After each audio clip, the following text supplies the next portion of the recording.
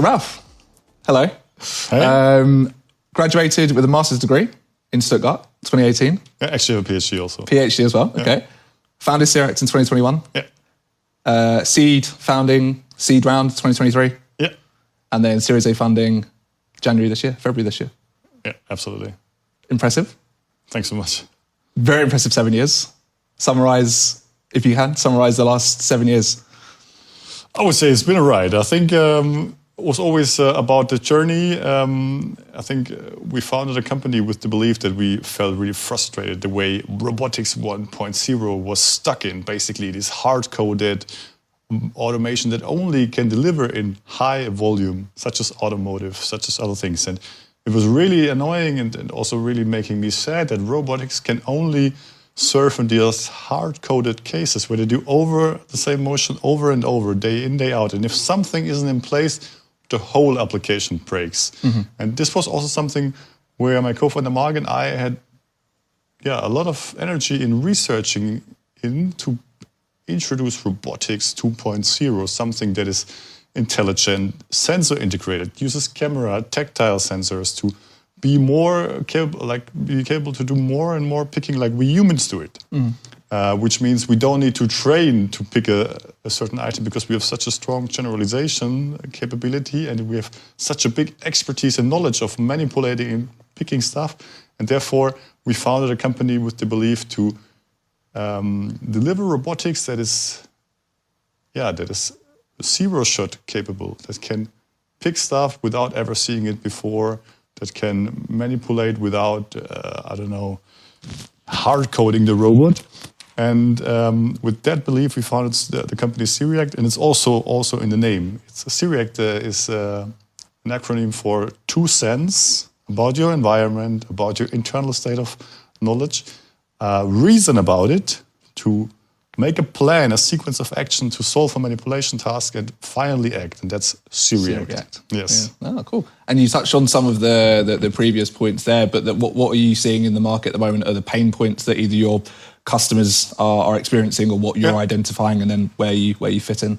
Yeah, we focus mostly on logistics, intralogistics, and manufacturing. So what our customers face is more like a broader trend. It's vanishing laborers, it's the demographic transformation. So what we hear so often is, hey, we can't find people that are willing to do this boring and monotonous job. Sometimes it's even dangerous anymore. So therefore, with every day that passes, our technology gets more relevant and actually helps companies to overcome their biggest challenges. As I said, labor shortages. As I said, competitive landscape. More and more is shipped from China, etc. And we need to have advanced and innovative technologies in our warehouses to be competitive and have an economic viability for our companies. And that's very important, especially for high-wage countries, I would say almost whole Europe, United States, but also South Korea, Japan, and other countries, where these robotics technologies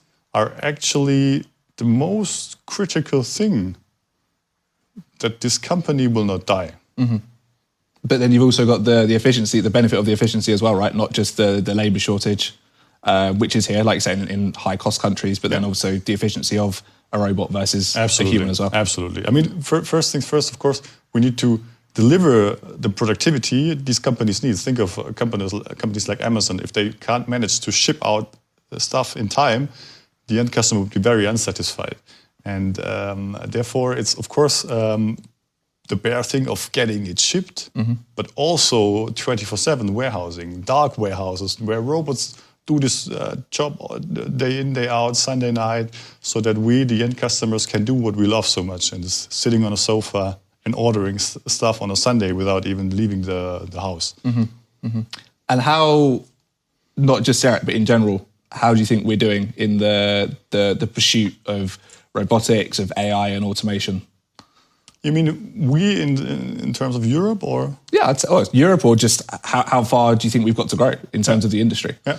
So I think Europe is really strong in applying automation and AI robotics technology.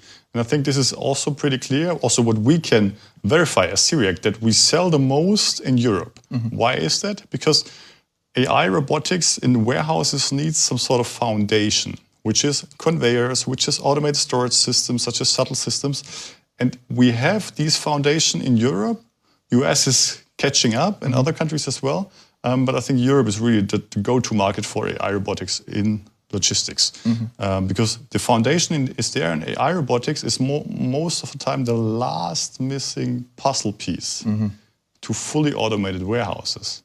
And it's also not a random incident that this task was automated last, because I think it's hardest. Manipulation with robots is a very challenging topic that require vision integration, tactile sensing, etc., to really deliver this job, and not like in the lab where we can play around and it works like 5 minutes. These robotics manipulation technologies need to work 24/7 in a dusty, in a dark warehouse with edge cases, with corner scenarios. And that's also the thing that motivates not only us as founders of Sereact, but also the whole team to streamline scientific breakthroughs in such a way that it works 24/7 at the customers and deliver value to make our life easier. Touching on something you mentioned there, I was reading up. I'm not sure if you've heard of the Wozniak theory or the Wozniak test. Steve Wozniak from Apple, he says robotics, it's the test between robotics and how developed they are and if they're going to be the same as humans. And they say if you can get a robot, put it into any kitchen that is never seen before, it can make a perfect cup of coffee. That's when we're at the same level as robots. I think there is a lot to it, but we at Sereact have one slightly different approach. You see a lot of companies approaching AI robotics through household, and I think this will be a huge thing and a very strong market. But we approach it more like industrially. We believe that industrial applications will come first, because I think the need is higher, and also the willingness to invest in this technology from industrial companies is to my understanding, has a higher probability. And also one thing that is a bit unsexy and not talked about too often, if you think of household robotics, the safety, human-robot safety issues are really not covered enough right now, to the best of my understanding. And it's perfectly fine to put a robot behind a fence in an industrial setup, which makes the whole human-robot safety topic very easy. But if you think of a humanoid robot in a household environment, we have one here. They weigh more than 100 kg, and the software is not safe yet. And also, if the software breaks, they just fall over. Imagine your dog is there, then you probably have a hard time. And this is something we all need to get solved first. So therefore, I think there are various reasons. One of them I just stated, why Sereact approaches, or like our go-to-market focuses industrial companies first. But it's not limited to that. And we just do the household robotics and the household manipulations as a step afterwards. Okay. And talk me through your product range, your product portfolio. What are you proud of? What's exciting? What's going on? I think it's really the best I can imagine doing with my time. And of course, some people say it's your best years when you're in your 30s. So it's really cool to work on something that I find meaningful, and that is what we are doing is building an embodied AI that can be the brain of all kind of robots. Could be an industrial robot like the one behind us, but it could also be a mobile robot or a humanoid robot, and that makes it really such a, personally, I believe, a strong approach, because it's not limited. It's not focused on one hardware form factor, but it can empower them all, be the brain for all kind of robots, and can help them to generalize also across use cases. We do a lot of pick and place applications, but also sortation, put onto or like induct onto a mobile robot, all these kind of things. So this is the robotics component where we deliver an embodied AI, a brain for any robot. And the second product we are working on is called Sereact Lens. It's an AI camera that can help you monitor your stock, can help you find quality issues, anomalies. And we all have experienced that as customers. When you get a parcel from an e-commerce company and then there's the wrong item in there, which always makes you really unsatisfied, because you were looking forward actually to play with the item that you ordered.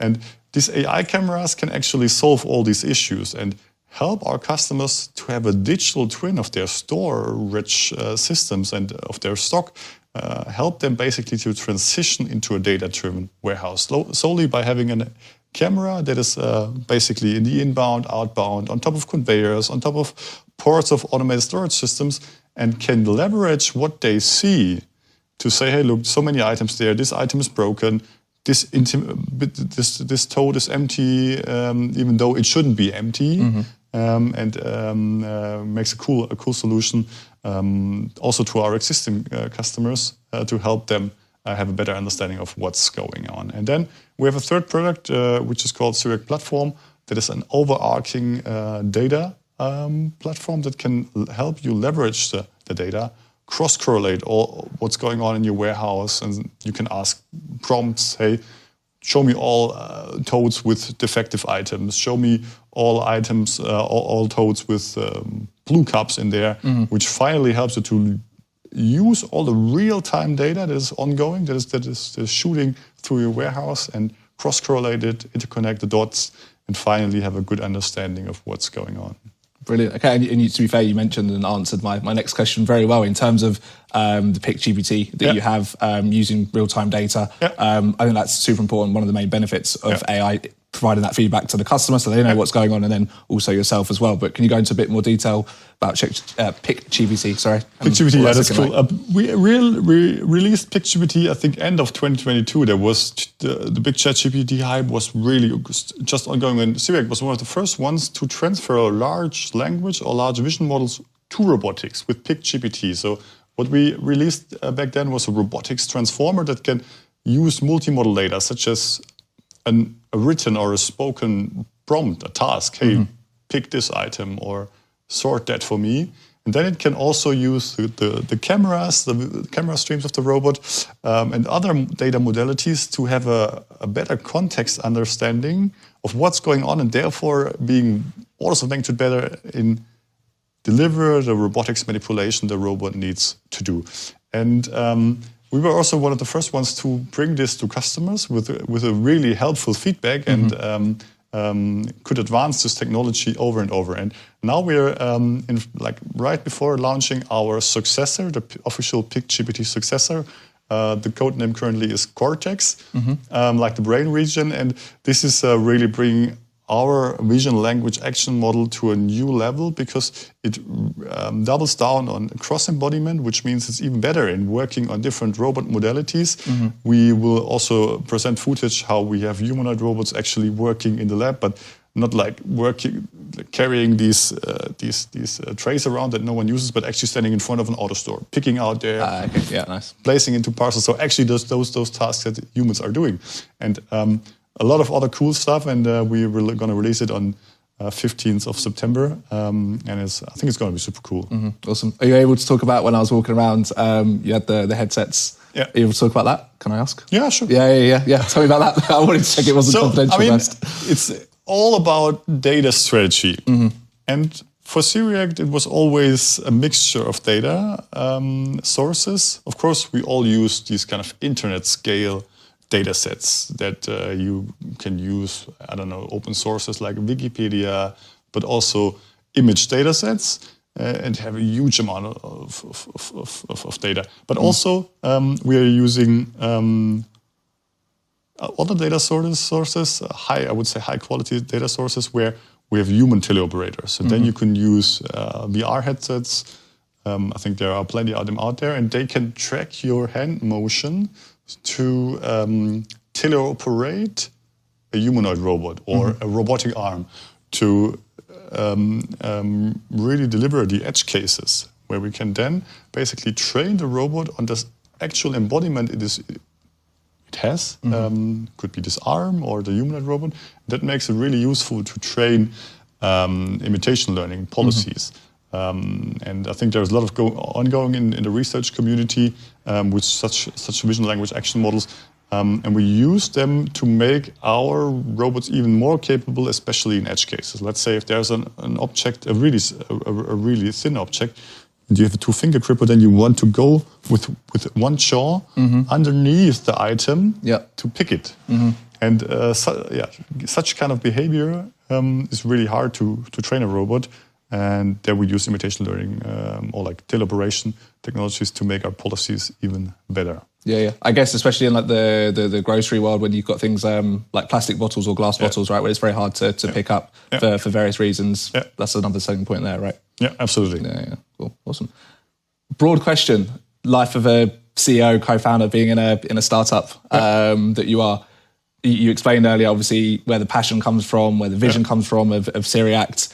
I want to know kind of like the stages of having a cool product, which I think you have, but then putting it out to market, making sure it's reliable, funding, seeding, finding the right people.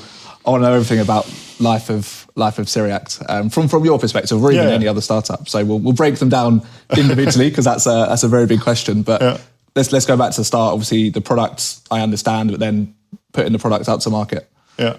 I think the first thing you need to do is be stupid enough to found a company, really, because it's at the beginning, and I was, I think, fortunate enough to not foresee all the pain we need to go through, like these long nights, these very desperate moments. We've had moments where this company was almost bankrupt, and always navigating through it. And I think this is also probably the most important characteristic or character attitude you need to have as a founder. That is persistence, and basically look into the abyss, eat glass, and still carry on what you're doing. And I think at some point it's also about the team. I think my co-founder and I, we are really a strong team. We know each other for I think 25 years already, and he's annoying me since that time. Of course, I'm pushing back. Yeah. It works both ways. It works in both ways, but also about the team. That it's not about just. I mean, we have a very ambitious goal, which is build the world's best AI robotics company. But you cannot look at the goal all the time. It's also about the way of getting there. That it's a fun ride, even though it's hard, it's challenging, it's painful. But of course, there are also good times where you can celebrate yourself, celebrate the team. What you have achieved, and then it's more like do this together and actually enjoy it.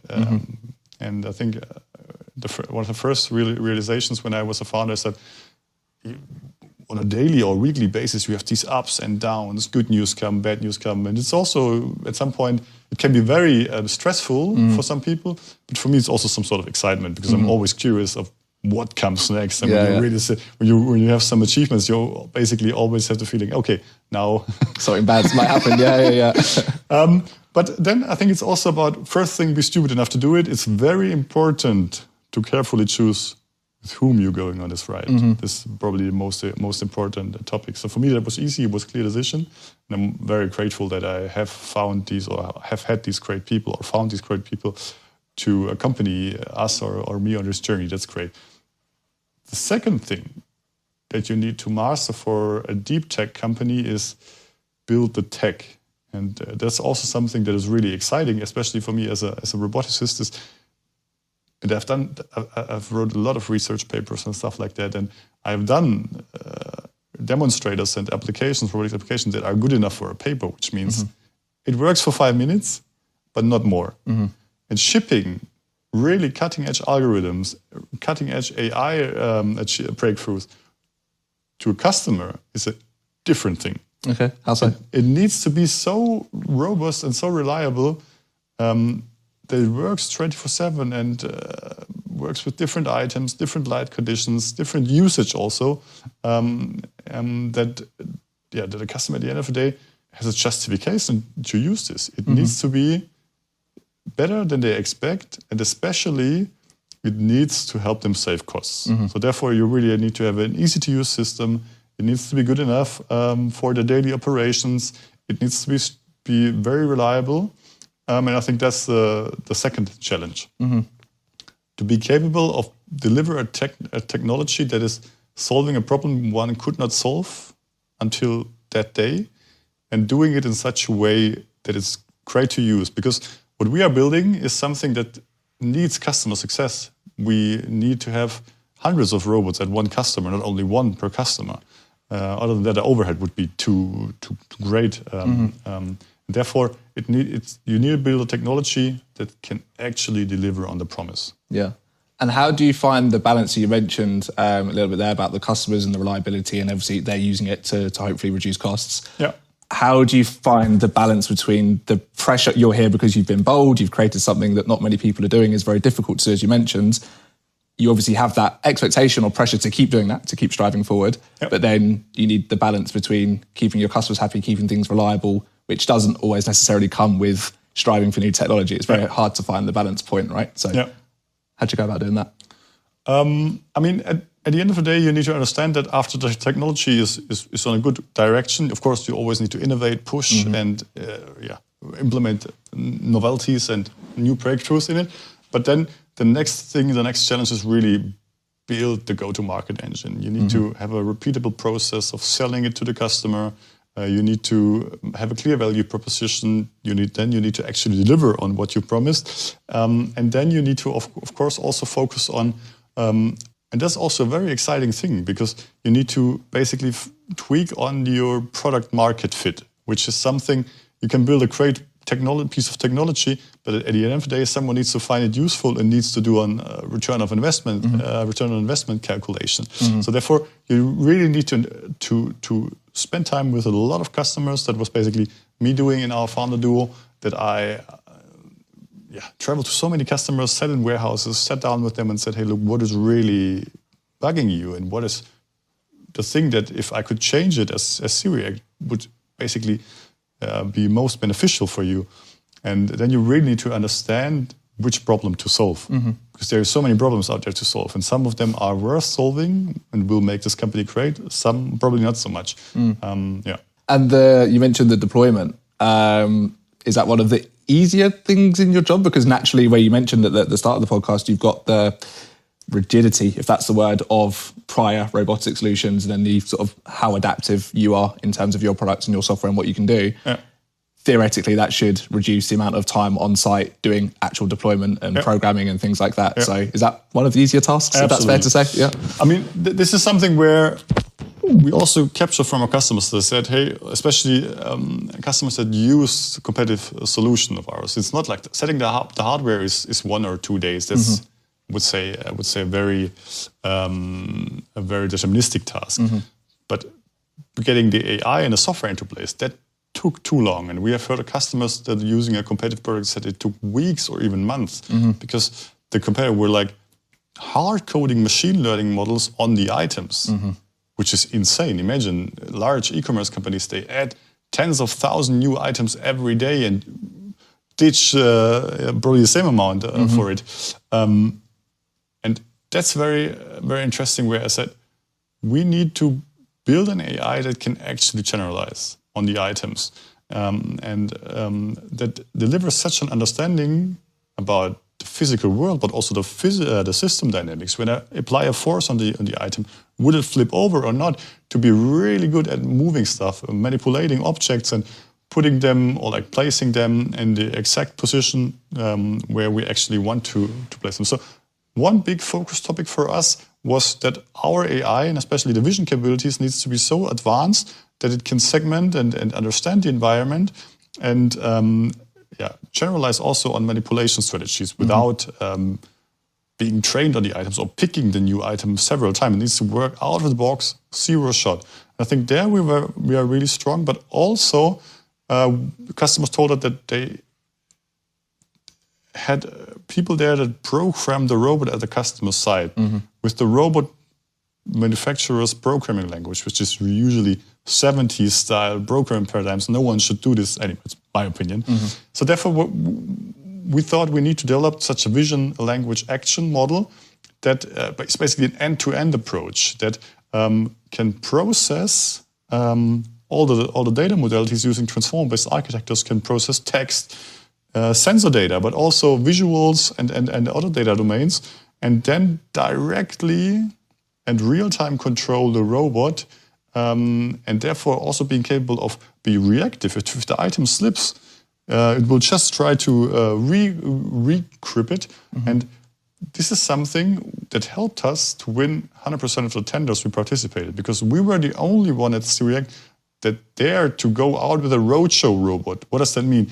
At the end of a large customer tender, the customer usually asks, hey, can we see a reference site with similar operations, with similar pick items? And then we were the only one that dared to say, hey, look, we can just rock up with the robot, we put it where you want to put it, and of course it's not mechanically perfectly grounded or integrate in the warehouse management system, but it actually picks the items, it does the job it needs to do, and there's also a cool video of that.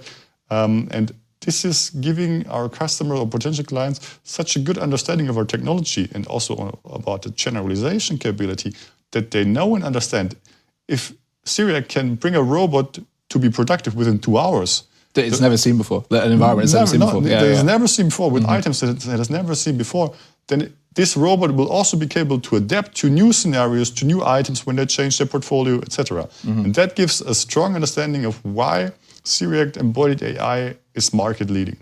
Yeah, definitely so. And I think as well, if you think about the customer landscape, if you take like a 3PL, for example, maybe a few years ago, they've got one customer inside their warehouse, right? But now it's they obviously they need to spread their risk. They need to have as many customers they have in one warehouse. You could be picking a pair of shoes, a phone, a watch, a computer, I don't know. And it's just so difficult to adapt from one to another, right? So, yeah, awesome. In general, how difficult is that? How are you going about it? You mentioned the US market earlier on the conversation. What's the plans? So for us, the next thing to unlock is the United States. It's a huge market opportunity for us. It's not only a market expansion, but also we want to, of course, have more US talent in our team, make Sereact a global company. And I think we are right now doing the first hires there. We have, I think, locked in great hires over the last few weeks. We have our US office in Boston. I think it's a great hub also for hiring great roboticists and AI experts. So what we're doing now is, of course, double down on US customers. We're closing down the first deals right now, set up the first stations to basically use these first sites as referenceable customers, and also currently we are looking also for great people, more like technical people, tech staff, engineers, and also very generous people that help us ramp up the US operations. Yeah. Are you, from your early experience working in the US, do you see any comparisons? Any things that are similar? Anything that's different from working in Europe so heavily, especially in the DACH market, to then going to the US? I mean, Sereact was always a very international company. We hire people from all over the world. We just hire 2-3 people from Vietnam, from Brazil, from all over the world. We were interviewed by a German institution because we did the most accelerated work, like immigration processes, and that's really a nice thing. So therefore, I don't really expect something different to happen. I mean, US people are usually really good in presenting themselves, doing marketing, doing sales. But also, I think there are great research institutions where a lot of is going on and where you have these tech hubs. Yeah, awesome. And the next 5 years, taking yourself outside of Sereact, AI is advancing a lot, software is advancing a lot, technology is advancing a lot. What do you expect to see? What are you excited to see? I mean, I think what's exciting me the most, and it's me outside my domain, is applications of AI, because what we've seen so far is really the breakthrough of digital AI applications with large language models. I can now code faster. I can now translate huge amounts of text. I can be so much more productive in the digital world. But applying kind of AI technologies to aviation, to trains, to cars will make our life so much easier. And I think this is something where I'm looking forward to, that we can be 10x more productive because we have agents, we have helpers, we have physical support also, and we'll really transform our world and our industry and have this in every device, in more AI in the phone, more AI in the car, in aviation. I think that's really something that I'm excited about and look forward to. And if there's one piece, like one specific bit of technology. So you mentioned there, that's going to be my one. I think I mentioned it on the last podcast, but when I was getting a taxi from my house to London Heathrow, I thought, not to disregard his job, he was doing an awesome job. He was a taxi driver.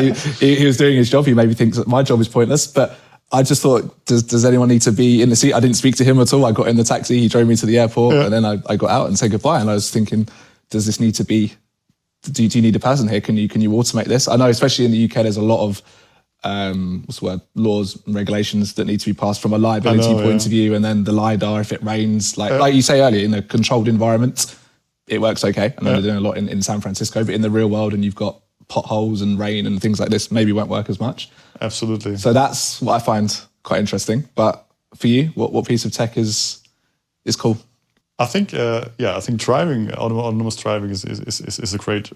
I would be a bit generalistic if I may, because I think autonomous driving is a great application, or it's a great piece of applied AI. Mm-hmm. It's only possible because of the power of AI. And we at Sereact working, of course, on physical AI, but I think it's these applications of AI that really excite me. Yeah. And if I may be not so specific like you wanted to have it, but I think that would be my take. Yeah. Would you get on a plane that was driverless? Absolutely. Really? Yeah. I mean, look, I've also had a car accident the other day because, shame on me, I was looking on the phone. Yeah. It was only in a traffic jam with 2 or 3 kilometers per hour, just bumping on another person. And these things wouldn't have happened if you have really good assistants that can basically elevate you and help you to do the stuff you actually want to do. Mm-hmm. Yeah. Brilliant, awesome. Well, Ralf, I think that's all. So it's been a pleasure as always. Thanks for taking time to sit down. And, thanks for taking the time. We'll catch up soon. Thanks. Let's go. Awesome.